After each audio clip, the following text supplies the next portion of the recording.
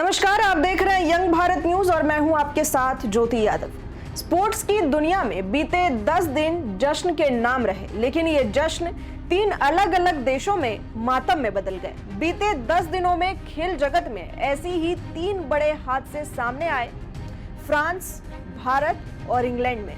सबसे ताजा मामला बेंगलुरु का है, जहां आईपीएल की नई चैंपियन आरसीबी की जीत का जश्न 11 लोगों की जान ले गया।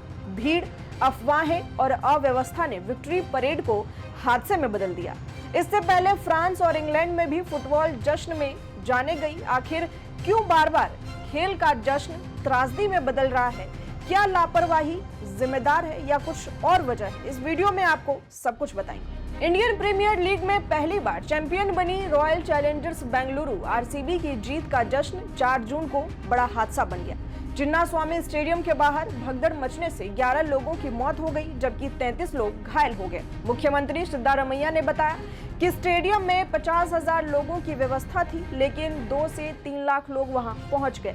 इस दौरान विजय परेड को लेकर फैली अफवाह, फ्री पास और अत्यधिक भीड़ के कारण हालात बिगड़ गए, जिसमें 5 महिलाएं और 6 पुरुष शामिल हैं। सभी की उम्र 13 से 33 साल के बीच है। इनकी मौत सिर, रीढ़ और पेट में गंभीर चोट लगने से हुई। घटना के बाद शाम को प्रेस कॉन्फ्रेंस करते हुए सिद्धारमैया ने कहा कि मैं इस घटना का बचाव नहीं कर रहा, लेकिन देश में पहले भी कई बड़े हादसे हुए हैं, जैसे कुंभ मेले में 50 और 60 लोगों की जान चली गई। हालांकि इसका मतलब ये नहीं कि हम जिम्मेदारी से बचे। वहीं भाजपा ने उनके इस्तीफे की भी मांग की।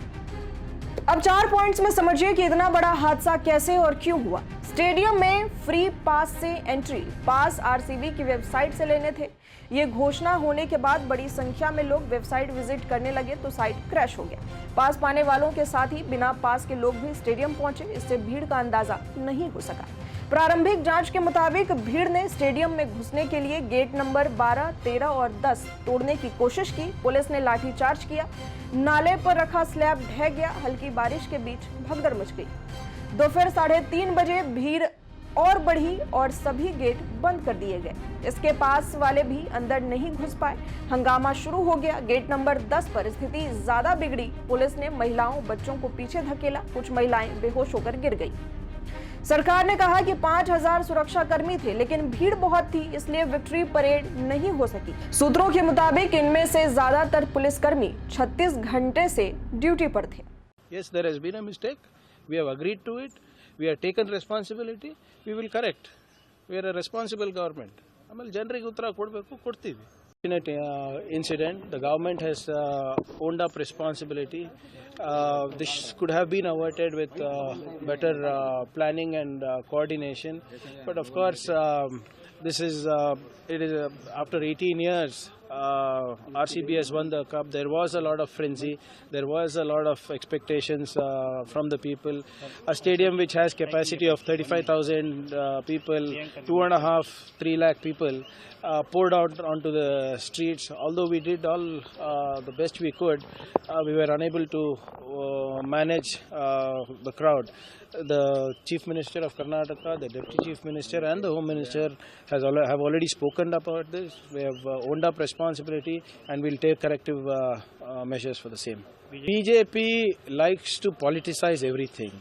The same BJP, when we told that a victory parade in an open bus would not be feasible on such short notice because of the lack of time to make arrangements, they said we were insulting the cricketers.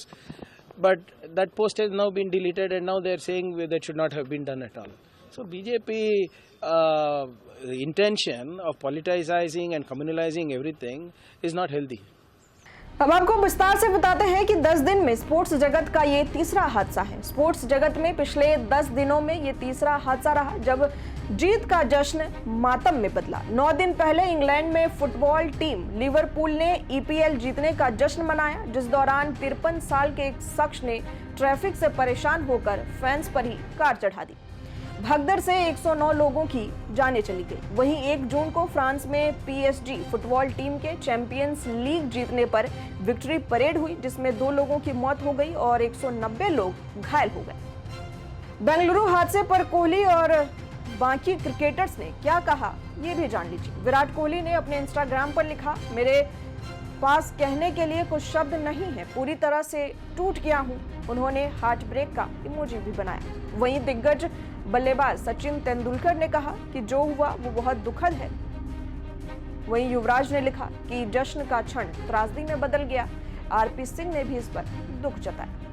प्रधानमंत्री नरेंद्र मोदी ने इस हादसे पर शोक जताया और घायलों के शीघ्र स्वस्थ होने की कामना की। मुख्यमंत्री सिद्धारमैया ने दुखद हादसे में मारे गए लोगों के प्रति संवेदनाएं जताई और साथ ही उनके परिवारों को 10 लाख रुपए का मुआवजा देने की घोषणा की। घटना मजिस्ट्रेट जांच के आदेश दिए गए हैं। अब इस पूरी घटना को लेकर क्या सोचते हैं, कमेंट कर हमें जरूर बताएं। इसी तरह की तमाम बड़ी खबरों के लिए जुड़े रहें हमारे साथ, देखते रहें यंग भारत न्यूज।